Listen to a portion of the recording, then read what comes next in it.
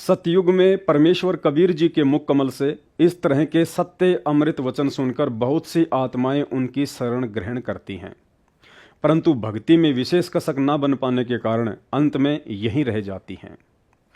सतयुग के बाद भक्ति को लेकर आत्माओं की यही स्थिति त्रेता युग, द्वापर युग और कलयुग की प्रथम पीढ़ी में होती है। लाखों करोड़ों की संख्या में भगत आत्माएं परमेश्वर कबीर देव जी के शरण में आने के बाद भी मोक्ष से वंचित ही रह जाती हैं। अर्थात कहने का मतलब है, सतयुग से लेकर द्वापर युग तक जितनी भी आत्माएं परमेश्वर कबीर जी की शरण में आई, उनमें से एक भी आत्मा पूर्ण मोक्ष प्राप्त नहीं कर पाई। उनमें चाहे विभीषण हो, मंदोदरी हो, इंद्रमती हो या सुपथ सुदर्शन हो। उसके बाद परमेश्वर कबीर देव जी कलयुग की प्रथम पीढ़ी में सन 1398 में काशी बनारस में प्रकट हुए। 5 वर्ष की आयु से ही अपने तत्व ज्ञान का प्रचार प्रसार करने लगे। अंत समय सन 1518 तक उनके 64 लाख शिष्य हुए, जिनमें उनके मुख्य शिष्य संत धर्मदास जी, संत रविदास जी, पंडित रामानंद जी, बहन कमाली, बहन गणिका, सदना, सिकंदर लोदी, श्री नानक जी, मीराबाई, अर्जुन सरजुन, सेऊ सम्मन, नेकी, राजा वीर सिंह और शेख फरीद सहित एक भी शिष्य पूर्ण मोक्ष प्राप्त करके सतलोक नहीं जा पाया। अब यह सुनकर कुछ भाई बहनों के मन में शंका पैदा हो जाएगी कि यह पवनदास तो सारी ऊट पटांग बातें बोल रहा है। गुरुदेव जी ने तो सत्संगों में जब जब भी इन समस्त आत्माओं का जिक्र किया है तो यही बताया कि इन सब का पूर्ण मोक्ष हो गया। भाई और बहनों, सतगुरुदेव भगवान कहते हैं, तत्व भेद कोई न्यारा रे साधु भाई, तत्व भेद कोई न्यारा, समझेगा कोई गुरुमुख प्यारा, तत्व भेद एक न्यारा। अर्थात अपने सतगुरुदेव से तत्व ज्ञान सुनने के बाद उसमें से भेद अर्थात गुप्त रहस्य और संकेतों को वही भगत समझ पाएंगे जो पूर्णतया गुरुमुख होंगे। और सतगुरु आशीर्वाद से यह तत्व भेद समझने की दया साध संगति से जुड़े हुए सत्सेवक भाई बहनों के ऊपर हुई है। भाई और बहनों, सतयुग से लेकर कलयुग की प्रथम पीढ़ी तक एक भी आत्मा के सतलोक ना जाने के पीछे कुछ मुख्य कारण हैं। जैसे गुरुदेव भगवान ने बताया कि सतयुग, त्रेता और द्वापर युग तक यह प्राणी अपने पूर्व जन्मों के पुण्य और भक्ति आधार से इतना सुखी और स्वस्थ होता है, इसकी इच्छा इस गंदे लोक को त्यागने की बनती ही नहीं है। संत या ऋषि रूप में आए हुए कबीर परमात्मा जी से लोग ज्ञान भी सुनते हैं, नाम उपदेश भी लेते हैं, परंतु ब्रह्मा विष्णु महेश की भक्ति से उनकी आस्था नहीं हट पाती है और अंत में सतगुरु की भक्ति करते करते भी उन्हीं देवी देवताओं के स्वर्ग आदि लोक में चले जाते हैं। दूसरा कारण, अपनी पूर्व निर्धारित योजना के तहत परमेश्वर कबीर देव जी ने किसी भी आत्मा को 2 अक्षर वाला मंत्र सतनाम नहीं दिया और ना ही किसी को सार शब्द दिया, यहाँ तक कि प्रथम मंत्र का जाप भी पूरा नहीं दिया। अर्थात बीच बीच के 5 मंत्र ही दिया करते थे, ताकि इन आत्माओं को कलयुग की बिचली पीढ़ी तक सन 1947 तक मनुष्य जन्म प्राप्त होते रहें, क्योंकि चारों युगों में पूर्ण मोक्ष प्राप्त करने का एकमात्र अवसर कलयुग की बिचली पीढ़ी का समय ही होता है। तीसरा कारण, आज से पूर्व परमेश्वर कबीर देव जी सतयुग, त्रेता युग, द्वापर युग और कलयुग की प्रथम पीढ़ी में जब भी संत ऋषि या महात्मा के रूप में प्रकट हुए तो उन्होंने एक अनपढ़ व्यक्ति की लीला की, जिस कारण उस समय के पंडितों और ऋषियों ने यह कहकर जनता को भ्रमित रखा कि तुम्हारा गुरु तो अनपढ़ है, ये क्या जाने वेदों और गीता जी में क्या लिखा है, ये झूठ बोलता है कि ब्रह्मा विष्णु महेश नासवान है। और हम मंदबुद्धि लोग इस बात को तुरंत स्वीकार भी कर लेते थे कि वास्तव में हमारे गुरुदेव तो अनपढ़ हैं, इन्हें संस्कृत तो आती ही नहीं, फिर ये संस्कृत भाषा में लिखित वेदों को कैसे समझ सकते हैं। और हम आत्माओं का हर युग में कबीर परमेश्वर जी पर अविश्वास ही बना रहा। इसके अलावा और भी बहुत सारे कारण थे। प्रमाण के लिए परम पूज्य सतगुरु रामपाल जी भगवान ने एक सत्संग में स्पष्ट किया है कि त्रेता युग में विभीषण और मंदोदरी केवल स्वर्ग तक ही जा पाए, क्योंकि मुनिंद्र ऋषि के रूप में कबीर परमेश्वर को गुरु धारण करने के बाद भी उनकी आस्था श्री राम में ही बनी रही और मरने के बाद स्वर्ग तक ही जा पाए। सुनिए वीडियो। कहते हैं विभीषण का भाग बहुत अच्छा था, उसमें दास भाव आया। रावण में वो नहीं था, जिसके कारण ना तो लंका रही, ना राज रहा और नरक मिला। और विभीषण के अंदर आधिन्य थी, भगवान की भक्ति करता था और आधिन्य करता था। उसको वो लंका मिली जिसको रावण चाहता था जीरो जान से, और साथ में परमात्मा प्राप्ति हुई, स्वर्ग प्राप्ति हुई। इसके अलावा रानी इंद्रमती के विषय में गुरुदेव भगवान ने बताया कि रानी इंद्रमती भी शरीर त्यागने के बाद मान सरोवर पर जाकर अपने पति की चिंता में अटक कर रह गई।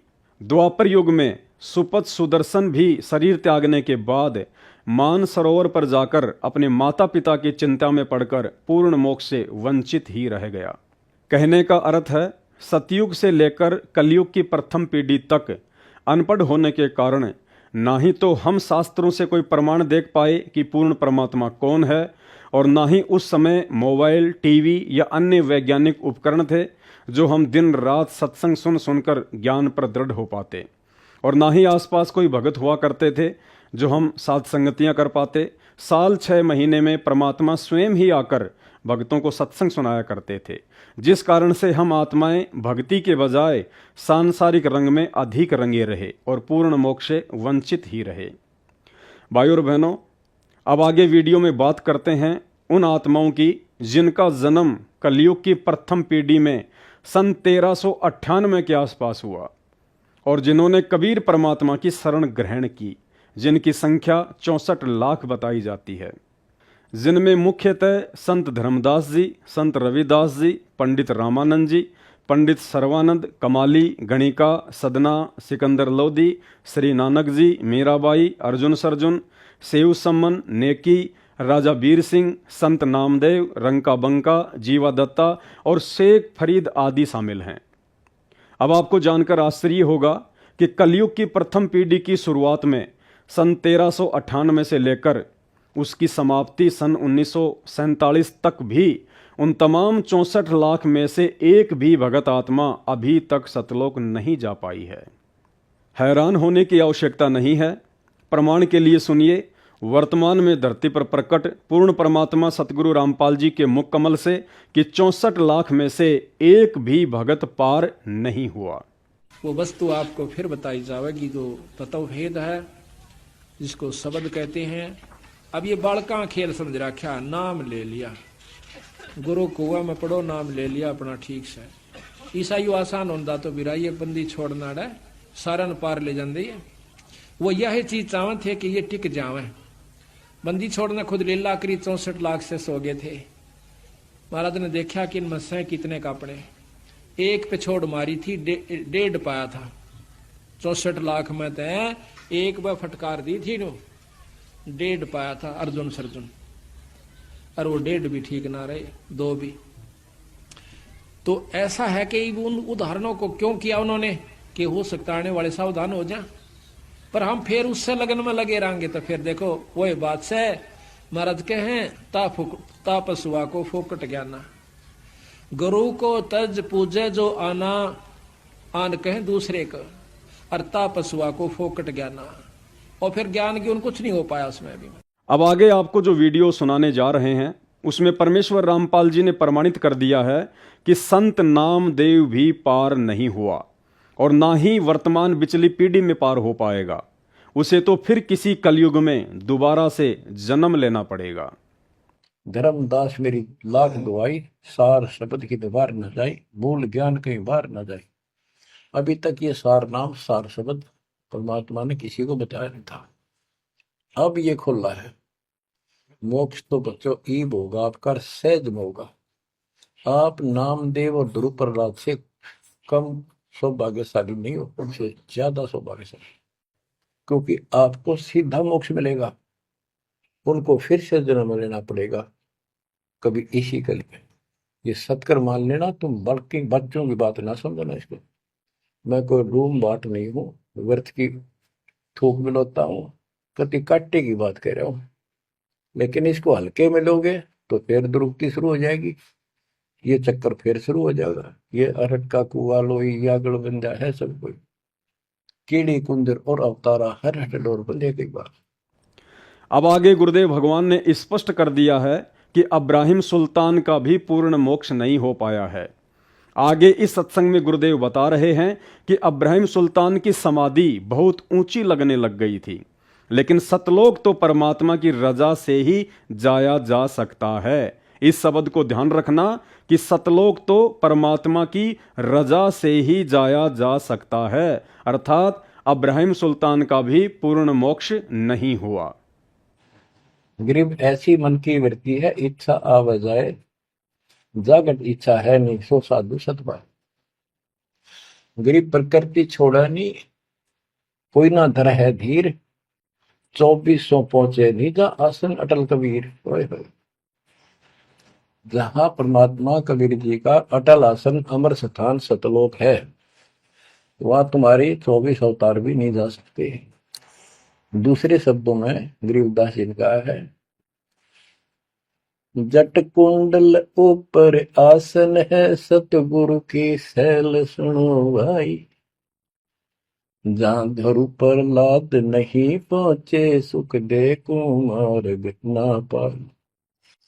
नारद मुनि निरताय रहे, दत्त गोरख से को सूचा है।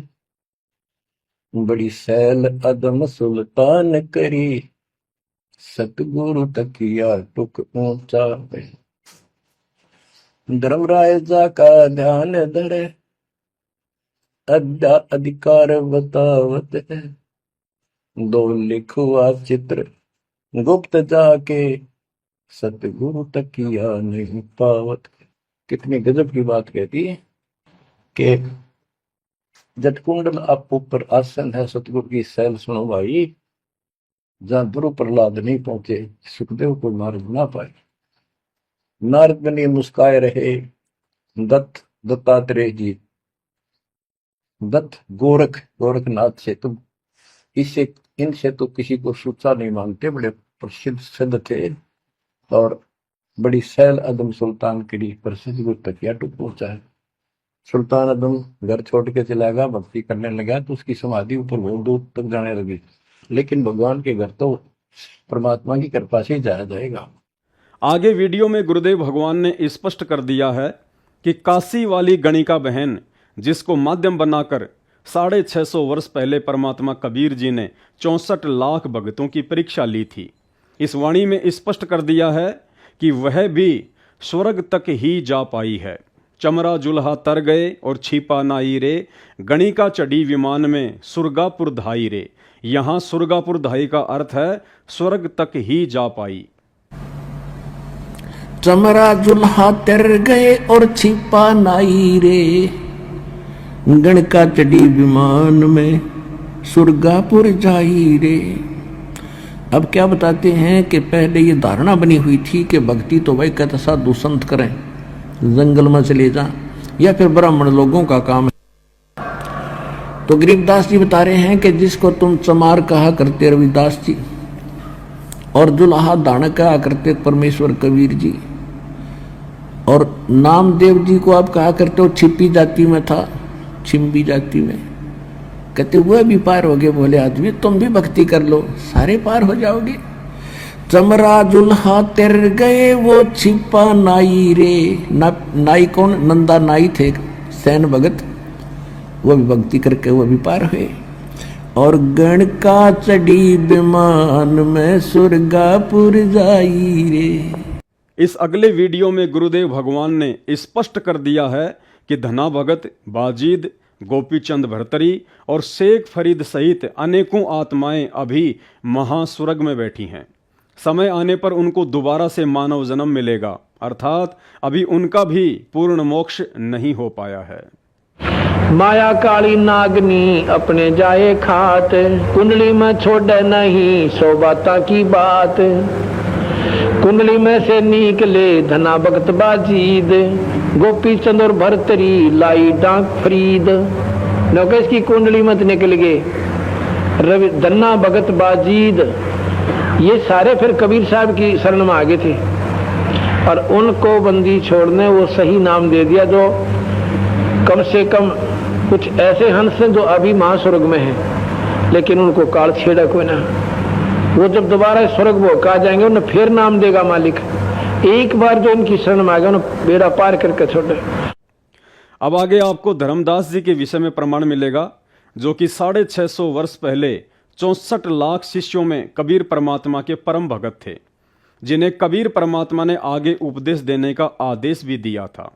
जिस धर्मदास को माध्यम बनाकर कबीर परमात्मा ने कबीर सागर भी लिखवाया था, परंतु धर्मदास भी पूर्ण मोक्ष से वंचित ही रहा। प्रमाण के लिए देखिए सतगुरु रामपाल जी द्वारा लिखित कबीर सागर का सरलार्थ, जिसके पेज नंबर 89 पर लिखा है, बहुत महत्वपूर्ण प्रमाण। धर्मदास ने प्रार्थना की कि हे परमात्मा, मुझे वह वचन सुनाओ जिससे जीव फिर से जन्म मरण के चक्कर में न आए। परमात्मा कबीर जी ने कहा कि 8 बूंद यानी सतलोक में स्त्री पुरुष से उत्पन्न हंसों से जीव मुक्त कराने की योजना बनाई थी। तुम 8वीं बूंद हो, परंतु सबको काल ने भ्रमित कर दिया। अब 9वीं बूंद यानी नौतम सुरति से तुम सहित 8 की मुक्ति कराई जाएगी। अर्थात स्पष्ट प्रमाण है कि उस नौतम सुरति सतगुरु रामपाल जी भगवान द्वारा धर्मदास का मोक्ष वर्तमान की कलयुग की बिचली पीढ़ी में होगा। तो भाइयों और बहनों, आपकी आंखों के सामने ये प्रमाण है। पुस्तक का नाम है कबीर सागर का सरलार्थ, परम पूज्य सतगुरु रामपाल जी परमेश्वर जी के कर कमलों से लिखित है। आप सभी भगत भाई बहनों के घरों पर उपलब्ध होगी। इस कबीर सागर के सरलार्थ में पेज नंबर 79 ये लिखा हुआ है। 79 पेज नंबर पर सतगुरु रामपाल जी परमेश्वर जी ने धर्मदास जी के मोक्ष ना होने के विषय में स्पष्ट प्रमाण दिया हुआ है कि अभी धर्मदास जी का भी मोक्ष नहीं हुआ है। ये देखिएगा, बहुत महत्वपूर्ण प्रमाण। और इसमें क्या लिखा है परमात्मा ने? कबीर सागर के अध्याय कबीर बाणी में पेज नंबर 132 पर स्पष्ट किया है कि कबीर परमेश्वर जी ने कहा कि हे धर्मदास, तू हमारा अंश है। मैं तेरे को एक गुप्त वस्तु का भेद बताता हूं जो मैंने गुप्त रखी है। 7 सुरती तो उत्पत्ति करने वाली है, तुम 8वीं सुरती हो। ये जो धर्मदास जी थे, ये कौन सी सुरती थी? 8वीं सुरती थी धर्मदास जी परमात्मा की, यानी विशेष आत्मा थी। 9वीं सुरती मैंने गुप्त छुपाई है। ये 9वीं सुरती कौन है? ये 9वीं सुरती स्वयं सतगुरु रामपाल जी परमेश्वर है। अपने आप को छुपाते हुए परमात्मा ने यहाँ पे सुरती शब्द यूज किया है। 9वीं सुरती मैंने गुप्त छुपाई है। नौतम सुरती मेरा निज वचन है, यानी उसको पूर्ण मोक्ष मंत्र का अधिकार है, जिससे दीक्षा लेने के पश्चात काल चोर उस जीव को रोक नहीं सकता। यानी जो नौतम सुरती है वो स्वयं परमेश्वर सतगुरु रामपाल जी भगवान हैं, स्वयं ही वो कबीर परमात्मा है। और उनसे जो नाम दीक्षा ले लेगा फिर काल चोर उस आत्मा को रोक नहीं पाएगा, यदि आजीवन मर्यादा में रहकर सत भक्ति करता रहेगा तो। आगे देखिए, धर्मदास जी ने प्रार्थना की कि हे परमात्मा, मुझे वह वचन बताओ जिससे जीव फिर से जन्म मरण के चक्कर में ना आए। परमात्मा कबीर जी ने कहा कि 8 बूंद यानी सतलोक में स्त्री पुरुष से उत्पन्न हंसों से जीव मुक्त कराने की योजना बनाई थी। तुम 8वीं सुरती हो। धर्मदास कौन सी सुरती है? 8वीं सुरती। परंतु सबको काल ने भ्रमित कर दिया। गुरुदेव भगवान ने स्पष्ट कर दिया धर्मदास को यह कहकर कि धर्मदास तुम 8वीं सुरती हो, परंतु सबको काल ने भ्रमित कर दिया। अब 9वीं बूंद यानी नौतम सुरती से तुम सहित, तुम सहित का मतलब धर्मदास सहित। क्या कह रहे हैं कबीर परमात्मा धर्मदास को? कि तुम 8वीं सुरती हो, परंतु सबको काल ने भ्रमित कर दिया। अब 9वीं सुरती यानी नौतम सुरती से तुम सहित यानी धर्मदास सहित 8 की मुक्ति कराई जाएगी। यानी धर्मदास की मुक्ति, 8वीं सुरती की मुक्ति अब नौतम सुरती से होगी। नौतम सुरती कौन? स्वयं सतगुरु रामपाल जी भगवान। तो यहां स्पष्ट ये प्रमाण है कि धर्मदास जी का भी अभी तक पूर्ण मोक्ष नहीं हुआ है, क्योंकि धर्मदास जी ने भी सतगुरु रूप में आए हुए कबीर परमात्मा को सतलोक में देखने के बाद भी परमात्मा के रूप में हृदय से स्वीकार नहीं किया था। तुम 8वीं बूंद हो, परंतु सबको काल ने भ्रमित कर दिया।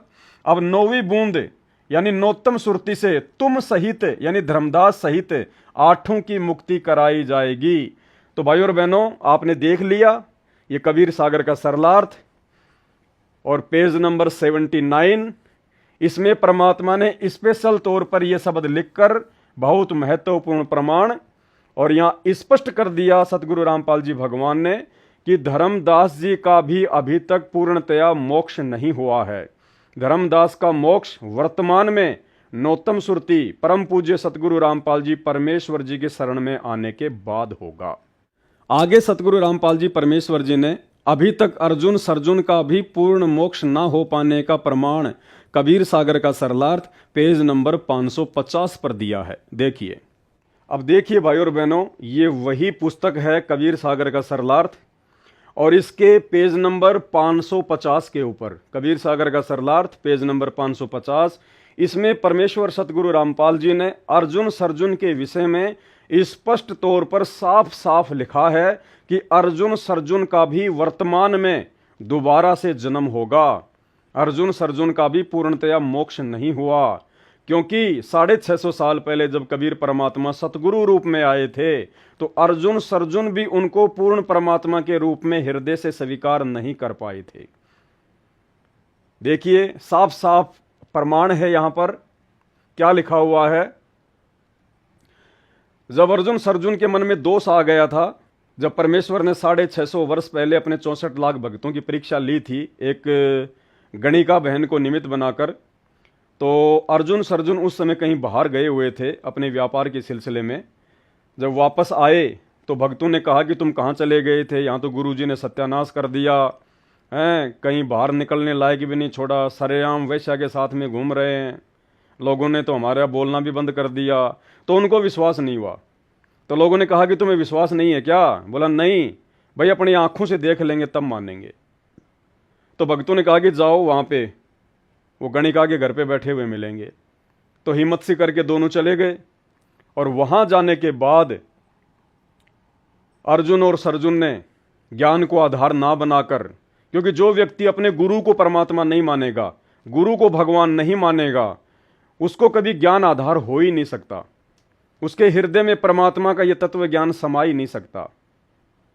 तो अर्जुन सर्जुन ने जल्दबाजी में परमपिता परमेश्वर कबीर साहिब को, जो उनके सतगुरु के रूप में आए हुए थे, उन दोनों ने उनको एक सलाह दे डाली कि परमात्मा आपको यहां नहीं बैठना चाहिए, ये तो वैश्या का घर है, बाहर आपकी थू थू हो रही है।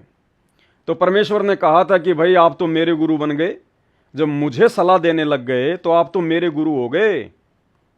और उसके बाद उन दोनों को अपनी गलती का एहसास हुआ, परमात्मा के चरणों में गिर गए। तो कबीर परमेश्वर ने कहा कि भाई अब बात बनाने से कोई फायदा नहीं है, अब तुम्हारे मन में दोष पैदा हो चुका है, तुम मेरे इस शरीर से पार नहीं हो सकते।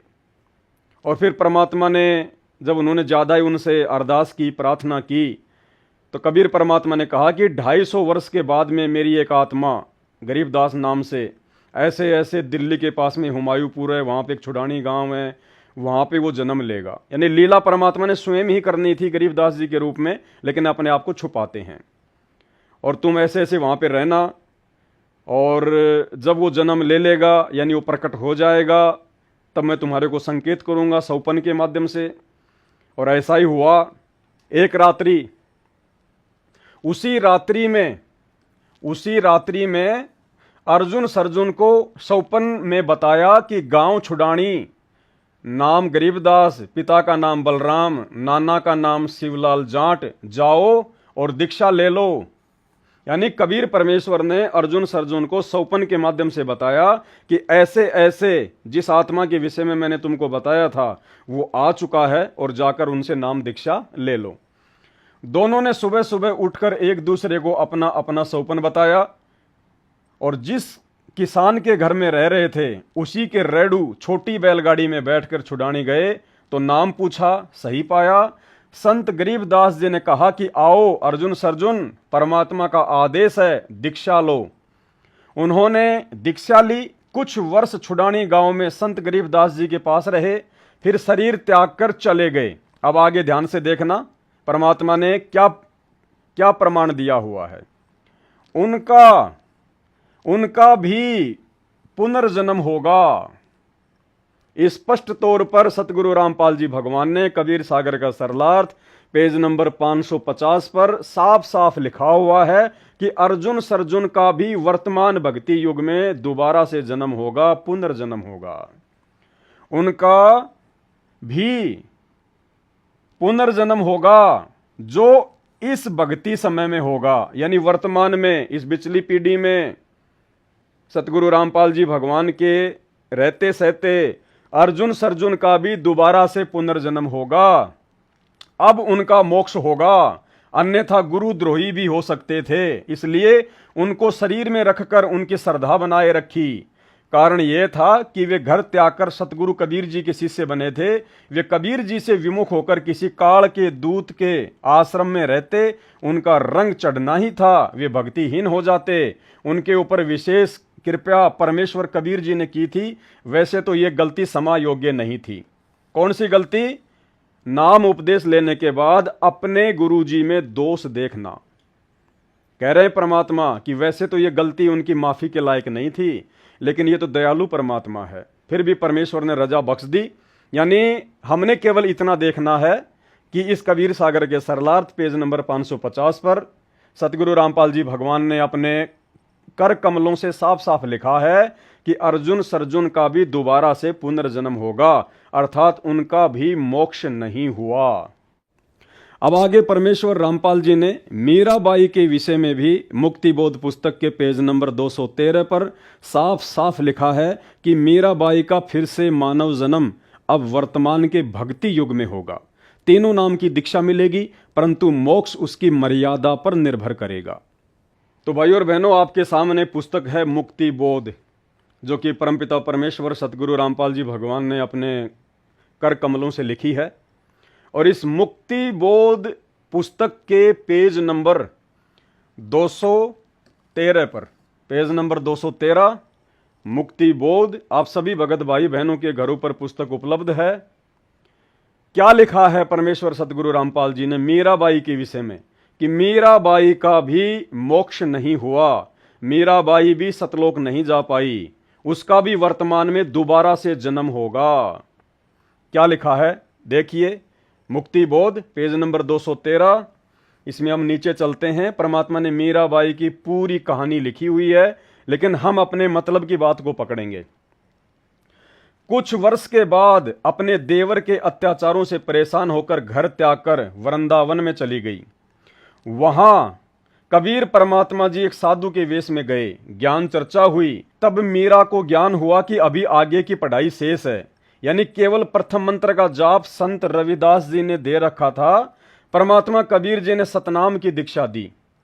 मीरा जी को वही रूप दिखाया जिस रूप में संत रविदास जी के साथ सत्संग में मिले थे। अब आगे देखिए भाई और बहनों क्या लिखा हुआ है। मीरा जी का फिर मानव जन्म अब वर्तमान के भक्ति युग में होगा। आपने अपनी आंखों से देख लिया, साफ साफ सतगुरु रामपाल जी भगवान ने अपने कर कमलों से लिखा हुआ है कि मीरा जी का फिर मानव जन्म अब वर्तमान के भक्ति युग में होगा। इस समय मीराबाई का फिर से जन्म होगा, हो सकता है हो गया हो। तीनों नाम की दीक्षा मिलेगी, मोक्ष उसकी मर्यादा पर निर्भर करेगा। साफ कह दिया परमात्मा ने कि मीराबाई का वर्तमान भक्ति युग में फिर से जन्म होगा और मोक्ष उसकी मर्यादा पर निर्भर करेगा। ऐसा नहीं है कि वर्तमान में परमात्मा अगर फिर से मौका दे रहा है तो पार कर ही देगा, नहीं। पार होने का तरीका तो मर्यादा है। अगर मर्यादा है, गुरु को भगवान मान लिया, ज्ञान को आधार बना लिया, तो ही मोक्ष प्राप्त कर पाएंगे। लेकिन हमने जो बात यहां देखनी थी वो ये थी कि मीरा का भी मोक्ष हुआ है या नहीं है। तो आपने परम पूज्य सतगुरु रामपाल जी के द्वारा लिखित इस मुक्ति बोध पुस्तक के पेज नंबर 213 पर साफ साफ देख लिया है कि मीरा जी का फिर मानव जन्म अब वर्तमान के भक्ति युग में होगा, यानी मीरा का भी मोक्ष नहीं हुआ है। भाई और बहनों, अब यदि फिर भी आपके मन में कोई शंका रह गई हो कि नानक जी और दादू जी जैसे महापुरुष तो अवश्य ही सतलोक चले गए होंगे, परंतु हकीकत यह है कि सिख धर्म के प्रवर्तक श्री नानक जी और दादू पंथ के प्रवर्तक श्री दादू जी का भी अभी तक पूर्ण मोक्ष नहीं हुआ है। देखिए, प्रमाण के लिए पवित्र पुस्तक भक्ति बोध का सरलार्थ पेज नंबर 150, जहां असुर निकंदन रमेणी के सरलार्थ में वाणी संख्या 99 से लेकर 108 तक स्पष्ट प्रमाण है कि श्री नानक जी और दादू जी का भी पूर्ण मोक्ष नहीं हुआ है। तो भाई और बहनों, ये आपके सामने पुस्तक है असुर निकंदन रमेणी का सरलार्थ, यानी सतगुरु रामपाल जी परमेश्वर जी ने तीनों समय की आरती की जो पुस्तक है भक्ति बोध, तीनों समय की आरतियों का जो सरलार्थ किया हुआ है, उस पुस्तक का नाम है यथार्थ भक्ति बोध। तो उस यथार्थ भक्ति बोध में जब हम असुर निकंदन रमेणी के सरलार्थ पर जाएंगे तो वहां हमारे को वाणी संख्या 99, नारद कुंभ ऋषि कुर्बाना मारकंडे रूमी ऋषियाना, ये वाणी संख्या 99 है और 99 से वाणी संख्या 108 तक हमारे को देखना है। इसमें परमात्मा ने बहुत सारे महापुरुषों के मोक्ष ना होने का प्रमाण दे रखा है। हम इसके सरलार्थ में चलते हैं। ये देखिए, वाणी संख्या है 99 और यहां देखिए इसका जो सरलार्थ किया हुआ है, ये देखिए वाणी नंबर 99 से 108 तक क्या लिखा है परमात्मा ने, वाणी नंबर 99 से 108 तक, यानी ये वाणी नंबर 99 यहां से लेकर यहां तक, 99 से 108 तक, वाणी नंबर 99 से 108 तक काल ब्रह्म की भक्ति करने वाले, काल ब्रह्म की यानी ज्योति निरंजन की भक्ति करने वाले शांत ऋषियों, नाथों और भक्तों की नाम लिखकर महिमा की गई है। ध्यान से पढ़ना, समझ में आ जाएगा आपके। वाणी नंबर 99 से 108 तक काल ब्रह्म की भक्ति करने वाले शांत ऋषियों, नाथों और भक्तों की नाम लिखकर महिमा की गई है। यानी वाणी संख्या 99 से लेकर 108 तक जितने भी नाम आप जी पढ़ने जा रहे हैं, सतगुरु रामपाल जी स्पष्ट कर रहे हैं वो भगत कौन है, काल ब्रह्म की भक्ति करने वाले शांत ऋषियों, नाथों, भक्तों की नाम लिखकर महिमा की गई है। कौन कौन भगत हैं जिन्होंने सतगुरु से उपदेश लेने के बाद भी जन्म और मरण से मुक्ति प्राप्त नहीं की, काल के जाल में ही रहे। नारद कुंभक ऋषि कुर्बाना मारकंडे रूमी ऋषियाना, ये भी पार नहीं हुए। इंद्र ऋषि बकतालब स्वामी और संत साधु घणनामी, नाथ जलंधर और अजपाला, गुरु मछंदर गोरख बाला, यानी गोरखनाथ जैसे भी परमात्मा की शरण में आने के बाद में पार नहीं हुए। भरतरी गोपी चंदा योगी, सुल्तान अदम है सब रस भोगी, यानी गोपी चंद और भरतरी भी पार नहीं हुआ। इसका वीडियो आपने थोड़े समय पहले देखा ही था, जिसमें परमात्मा ने कहा था कि गोपी चंद, भरतरी, बाजिद और शेख फरीद ये महास्वर्ग में बैठे हुए हैं, इनको भी परमात्मा फिर से मानव जन्म देगा। तो यही परमात्मा अपनी उसी बात को जो है प्रमाणित कर रहे हैं। भरतरी गोपी चंद योगी, सुल्तान अधम है सब रस भोगी, सुल्तान अधम का भी मोक्ष नहीं हुआ। नर हरिदास पखे बल भीषम, व्यास बचन परमानी सीखम, नामा और रैदास रसीला, नामा कौन, नामदेव, रैदास यानी रविदास, कोई न जाने अवगत लीला, ये भी उस परमात्मा की लीला को नहीं जान पाए। गुरु रूप में आए हुए उस कबीर परमेश्वर को नहीं पहचान पाए। नामदेव, नामा यानी नामदेव और रैदास यानी रविदास, ये भी पूर्ण मोक्ष प्राप्त नहीं कर पाए। पीपा धन्ना चढ़े बाजीदा, सेऊ सम्मन और फरीदा, पीपा जी, धन्ना जी, बाजिद जी, सेऊ सम्मन और शेख फरीद ये भी पार नहीं हो पाए। आपने थोड़ी देर पहले वीडियो सुना था जिसमें परमात्मा ने इन सब के विषय में कहा कि ये आत्माएं महास्वर्ग में बैठी हुई हैं। दादू नानक नाद बजाए, मलुक दास तुलसी चढ़ाए, दादू जी और नानक जी भी मोक्ष प्राप्त नहीं कर पाए हैं, ये भी काल के जाल में हैं। अर्थात इनको भी परमात्मा वर्तमान में फिर से मानव जन्म देगा। कमाल, मल और सुरज्ञानी, ये कमाल ये तो वैसे ही जो है गुरुद्रोही हो गया था। मल और सुरज्ञानी रामानंद के हैं फुरमानी, रामानंद जी का भी मोक्ष नहीं हुआ। और मीराबाई और कमाली भिलनी नाचे दे दे ताली। मीराबाई का थोड़ी देर पहले आपने मुक्ति बोध पुस्तक के पेज नंबर 213 पर देख ही लिया कि मीराबाई का भी पूर्ण मोक्ष नहीं हुआ, फिर से मानव जन्म होगा। वही बात परमात्मा यहां कह रहे हैं कि मीराबाई और कमाली भिलनी नाचे दे दे ताली, भिलनी का भी मोक्ष नहीं हुआ। तो वाणी संख्या 99 से 108 के बीच में जितने भी भगत और ऋषियों के महापुरुषों के नाम हैं, इनमें से किसी का भी मोक्ष नहीं हुआ है, क्योंकि यहां परमात्मा ने स्पष्ट लिखा हुआ है कि वाणी नंबर 99 से 108 तक काल ब्रह्म की भक्ति करने वाले शांत ऋषियों, नाथों और भक्तों के नाम लिखकर महिमा की गई है। यानी 650 साल पहले जब कबीर परमात्मा आए थे, गुरु रूप में ज्ञान दे रहे थे, तो हम आत्माओं ने उनको परमात्मा के रूप में स्वीकार नहीं किया, केवल अपना गुरु ही माना, एक संत ही माना, परमात्मा का भेजा हुआ कोई संदेश वाहक ही माना।